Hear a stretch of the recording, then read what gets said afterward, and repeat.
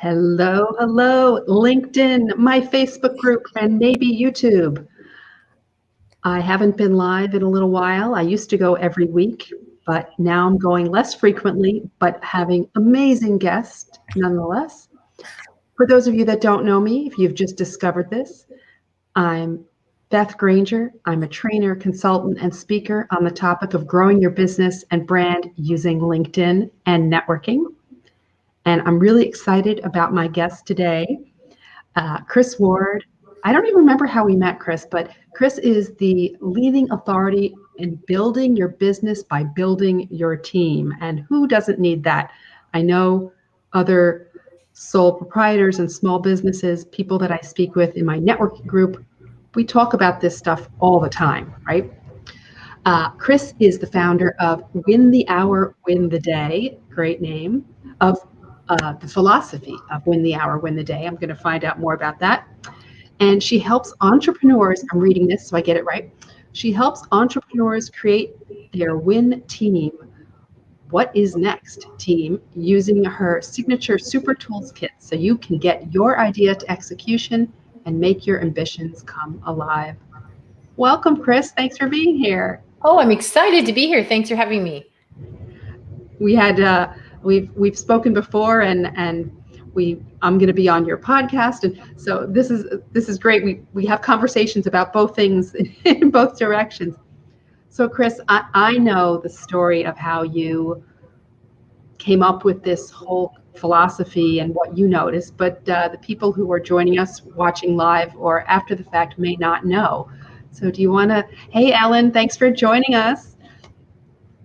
May not know. So if you want to share that would be great. Yeah. Okay. So I started my business over 12 years ago. And as a marketing strategist, I was like everybody else, like, I got to work really hard. I got to get this puppy off the ground type deal. And I would think I probably went about 2 years without sleep. And I would say it's about 12 months that I started to realize I'm not as charming as I used to be. And people are just not loving me. I was just going so fast and I expected everyone to go at my rate. It's just go, go. And as my husband used to say, I was always stealing from sleep. Like he said, you're getting up early and earlier and you're staying later and later. And that does not make you a warm and caring human being. So moving the story along, I finally realized like this can't sustain itself because the people who were supporting me and cheering me on, I was just like rough around the edges. So moving the story forward, I really went from working 16 hours a day down to 6. Now that's a whole story in itself. I'm just moving this story along. Now, and it wasn't just like cutting back my hours. It's a whole thing that we'll talk about. But first big thing I learned is how much I had been working against myself and how much the human body really does need sleep. Like they're not messing around, okay? I felt like somebody should have told us that. Anyhow, moving the story forward, it was a couple years later that my husband had been diagnosed with colon cancer and I had been pulled away from the business. And I would say I was gone for almost about 2 years. And when I returned after his passing, my existing clients had no idea of my absence. They said, how did you manage that? We did not know you were gone. And they started to ask me under the fragility of life. And listen, I'm missing my kids' soccer games. I'm exhausted all the time. Like, how did you swing both worlds? And we just didn't know. In the general business community, they had no idea, right? We didn't feel it was good for business. We also were very positive in nature. And we felt that if the doctors were wrong, we sat around for 2 years crying, holding hands. If the doctors were right, we sat around the last 2 years crying, holding hands. So it just was not how we operated. So then I started working with my existing marketing clients under the capacity of what's now the philosophy of Win the Hour, Win the Day, helping them build their what is next team so they can get to what is next, their win team. And one thing led to another. And I just said, how can I help more people? Because, the people I work best with, you guys out there, is you look good on paper and you're getting it done and stuff, but you're still slugging it out year 3, 4, and 5, and 6, like you did the first 6 months. And it should not be like that in any capacity. So that's when I decided to write the book. And, I also started a podcast, which is, very general business. It could be anything from sales to social media, giving you a quick win now, but just in the passion so that business should be fun. And I do believe your business should support your life instead of consuming it. And that's what I'm here to enlighten and change how you think. Because that grinding it out thing, that is just people making something out of an ill-planned journey. That's not the way to do it at all. Well, it's not sustainable. In fact, Noah, welcome, and Jeff, welcome. Noah said that he woke up in the hospital because of sleep deprivation. So it's a killer. You can do it for a certain period of time, but you can't do it forever. No. So something I know I think about and thought about as I built my business, when should you start building a team? When do you do it? Because there's kind of that chicken and the egg thing. Like, do you build it before you need it so that you have the time? When do you do it? That is a fantastic question, and probably the most common question we get on our website, www.winthehourwintheday.com. I would tell you day one or day before you start your business. So I, like everybody else, like you guys out there, I thought, well, once I get to a certain plateau or once I make a certain amount of money, and I'm looking at these people higher up on the mountain that I envy and want to be like, and like, okay, well, I want to be like them. When I get to this point, then I'll start getting a team. Well, you will never get there without a team, right? Think of where we'd be if Steve Jobs was still, in the garage trying to putter away at some of, the things he created. Okay, he's not with us, but you understand the point. What I would tell you is, here's an example. When I was, I went virtual long before anybody else. So many years ago, because I realized even people who are local, I could just have back-to-back appointments on Skype instead of sitting outside their office waiting for them to come out, blah, blah, blah. But back in the day, about 10 years ago when I started doing this, and it was really cutting edge at the time when I started, doing this virtual stuff around the world. And what was happening was at that time, right at the end, when I started, when I was still going to physical appointments, I would be sitting in with a potential client and they're telling me what they want for their marketing. And I'm making all these notes, I'm doing all this stuff. And then what would happen is I would get back to my office and hand to God, I would promise I would get it right into the computer within 24 hours. Now, usually it was that Friday if I was lucky. If not, it was the next Friday before I got the notes in. And they might call me and ask me a few questions about the package. And I got the opportunity to be one of two people. They could hear me scrambling with the paper and trying to figure it out. And I didn't sound prepared, or I might misquote them because my notes are meant to last for 20 minutes, not 2 weeks, right? So I look like I'm trying to swindle them. I'm just not, I'm just scrambling. That whole idea, we all think we can fake it. So I found a transcriptionist and I would leave the meeting, sit in the car, in the driveway, and I would just talk into the phone. She would take those notes, put it in the computer within 24 hours. Now, you don't even need that these days. Now Zoom transcribes. It's right. Was all that stuff. But let me just give you the philosophy. So at the time, some weeks I needed her for a number of hours. Some weeks I needed her for none. The weeks I needed her for a number of hours, because this is what she did, her zone of genius, and she haven't helped me. This is all she liked to do. The weeks I needed her for a number of hours, it cost me $12. Wow. So of course I could afford $12. And that gave me all Friday afternoon back. It made sure I didn't mess up with a potential client. I didn't lose business, right? All the stress and carrying it and misquoting and stuff. And so that's the kind of stuff we're talking about. This is what people don't understand is it is unbelievably, insanely affordable. And it's not like the old school when you had to hire somebody full time and then pay them this and then a desk and all that stuff. If you can afford a coffee, you can afford to hire, I promise you. And you have to be strategic about it. That's all. When I was first looking for a virtual assistant or some help in my business, I met with someone, and I wish I could remember who it was because I want to quote her because I share this all the time. She said, "What do you need help with?" And I said, "I don't even know. Can you just follow me around all day?" And she said, "No." She said, "Make 3 lists. Things you don't know how to do, things you don't like to do, and things you're not good at. And those are things to consider outsourcing." So the first things I outsourced were accounting and bookkeeping because I could learn to do those. Yeah. But why? Why don't I focus on what I like to do, my zone of genius, as you would say? Yeah. And I just want to give a little bit of pushback because what was it? Accounting. What was the other thing you said? Bookkeeping. Yeah. Those are heavy things. And I wouldn't even, forgive me, I wouldn't even include those in outsourcing because I know in the beginning, I thought, listen, I didn't have an accountant. I thought there's not enough money to count, right? But the less money you have, the more you should have an accountant. But to me, that's like saying, I shouldn't try to operate on myself. Like, to me, those aren't even in the category of outsourcing. Those are things that are just, you have to have as a responsible business owner.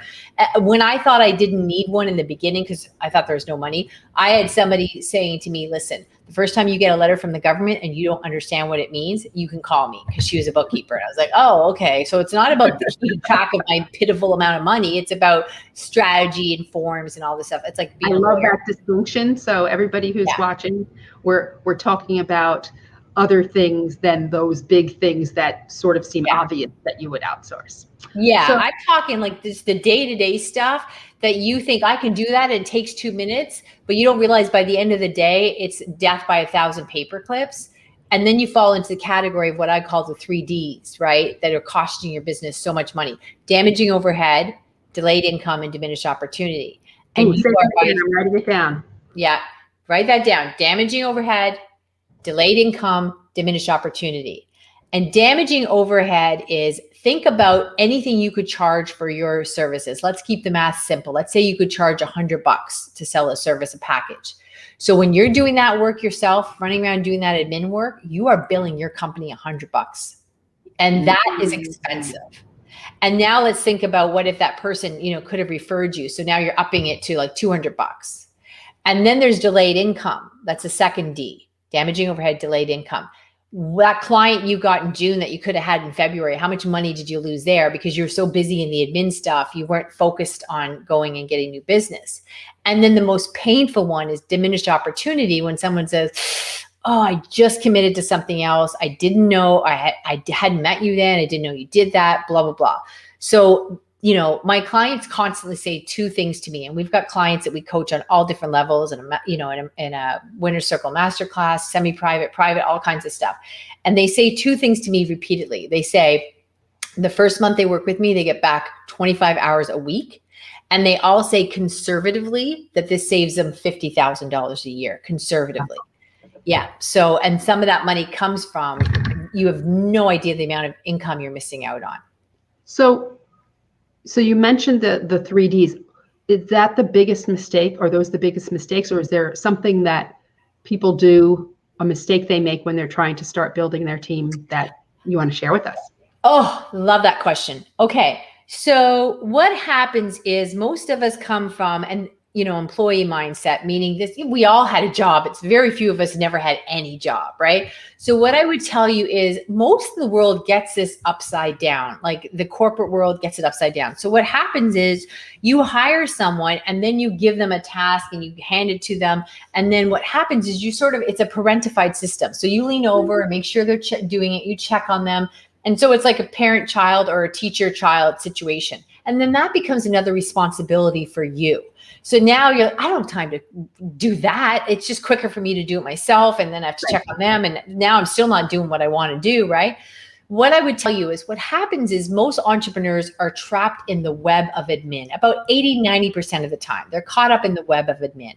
And you didn't start a business to run a business.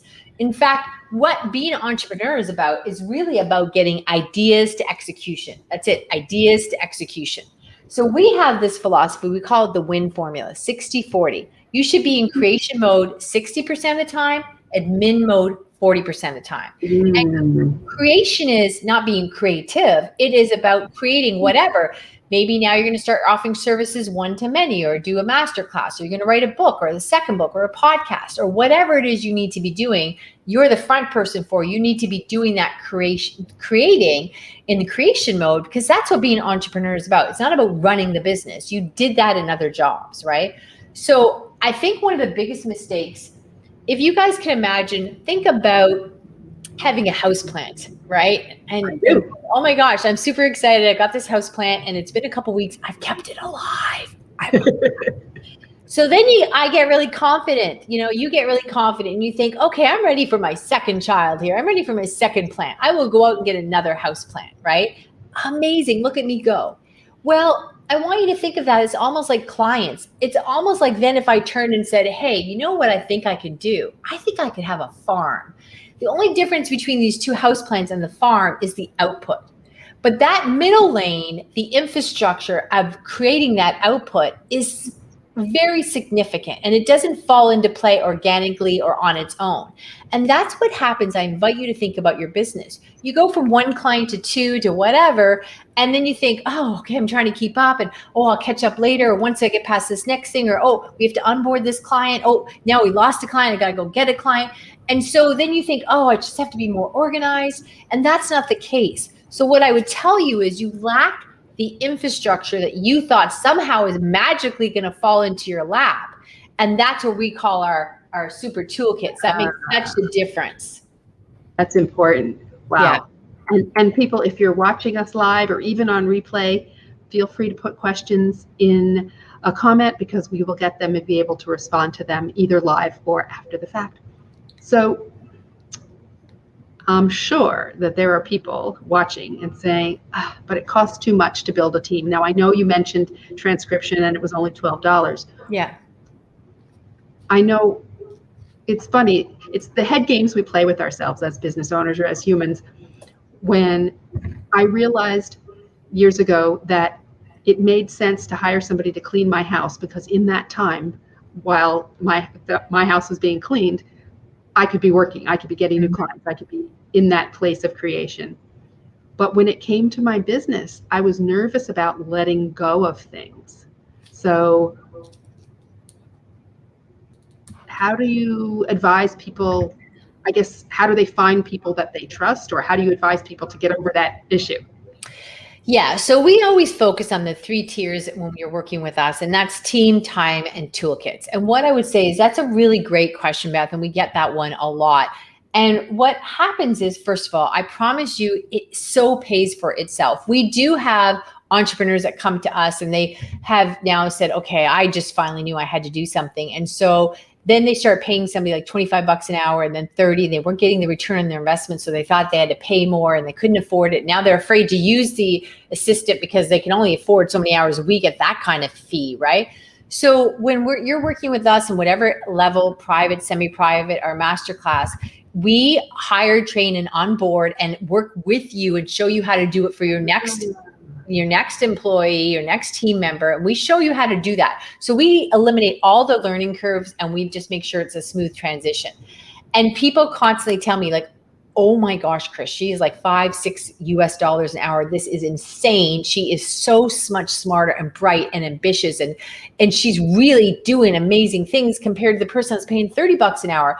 So, you know, even whether you had anyone or you've sadly wasted a bunch of money, the process we have in play, our 12-point process, really, you know, people keep saying to me, oh my heavens, how can you do this? They think I've given them this special gem I found. Well, it's a process. We can do this all day long, right? You know, you mentioned team time and toolkits. If someone comes to you and they don't have the processes documented so that somebody can do things, is that part of toolkit? 9 out of 10 come, and if they had those processes, they probably would not need me, or they think they have processes and they don't. So that's a big part. I talk about team building all the time because it's like the first thing you guys think of and you think, well, that's the pain point. But where it unravels is when you get that person in and then you're just running around like a crazy person thinking that Ethel from the 50s is going to manage her boss, and that you've got this, you know, spouse at work that's going to take care of you and, oh, find your keys for you and stuff. So what you need is those super toolkits, and that's the game changer. That's the plan for the game. So let me go back and answer that other question you had, because it's a really important one. You said, like, how do I trust? I'm going to interrupt you just to say, Andrea says, sign me up. So Andrea, I'll share stuff in the post afterwards, but I also shared Kris's website, which I believe is winthehourwintheday.com. Yes. And Andrea, tomorrow, we've only done this once before. Tomorrow we have a masterclass called Working Hard Sucks and It's Costing You Money. So make sure you get that link or reach out to me on Facebook. I'll make sure you get that link because we've only done it once before and it's free. So you really want to get on that. Right. So you brought up a super important question, Beth, and you're like, how do I trust and how do I do all that? Well, I encourage you to think about, you know, when you're at the garage getting your car looked at, or something like you're going to get your hair cut. Do you sit in that chair and go, how do I trust her? How do I trust her to do this? It's like, no, you know, that skill set Like, I cannot cut my own hair. She should do it. Even if she does a bad job, she will do better than my good job, right? So you know that. So the trust factor to me is just, you have not been introduced to the right talent. Nobody's helped you train and onboard. So it's not a trust factor. You've got a whole different problem. Because I assure you, when I introduce you to somebody I'd hire for you, it would not be a trust thing. You'd be like, oh my heavens. Because then we're back to the win formula. That person we help on board for you, she's going to be following that win formula as well. So what's going to happen is she's going to be bringing work forward to you instead of just following your task. And she's going to really move you forward. It's kind of like if you can picture being in a rowboat or a motorboat. Getting that right person in play gives you a motorboat. I love that. I love that. There's a woman I know who had, and maybe she knows you, but she really has built a team that supports her business in such an amazing way. It's kind of like she just gets to, it's even that someone tells her what to do in the morning. 100%. That's what it is. My team tells me what to do. And there's very few things that I left for me to do other than stuff like this. I have to show up and be Kris for you, Beth. That's it. So I have to show up to host my own podcast, to host yours, or to work one-on-one doing coaching with my clients. But everything else, they can set up so that they can minimize, if there's 7 steps before it, it's always about turning that into 6 or 5 or 4. And so that I can do the one thing where somebody, although I do threaten some of them, like I'll say to Evan, he's my right-hand guy, and I'll say, Evan, we've been doing this a while now. I've got the messaging down part. There's no reason why you can't go do the interviews. But I just do that to terrorize Evan. I would never. That's just to keep him on his toes. But Evan, she doesn't mean it. Yes, I don't mean it, but I like to see the fear of his eyes every once in a while. But yes, my team manages me, and it's not like I found these special people. It's the process, because I can deliver the same thing for all my clients. Oh, wow. I love this. And I can't believe we've been talking for almost a half hour already. Oh, no. Yeah. How does this happen? So what else? What shall I ask you? One more question will people want to know? I will tell you everything but my weight. So go ahead, ask away. Let's see.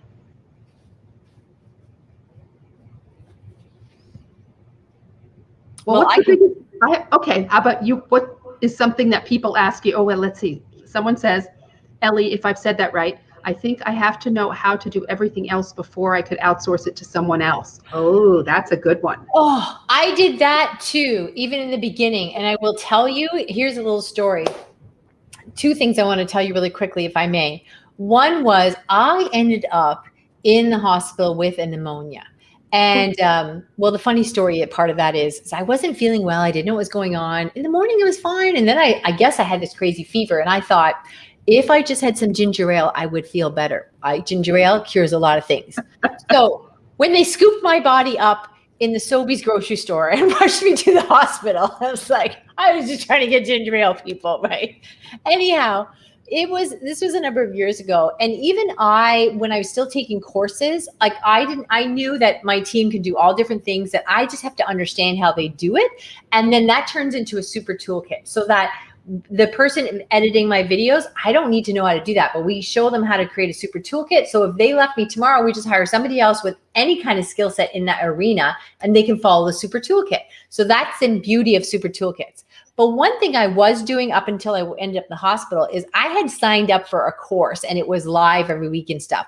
And I was like, okay, I'll miss the course. I came back and my team had attended the course because they were just, like, Kris has never been sick before, and they were trying to do right by me. So they took the course and laid it all out and broke it down. So they just spoon fed me a little thing. Okay, you just need to do this, and we've got all this in play, and boom, boom, boom. And it taught me that I don't even need to take courses.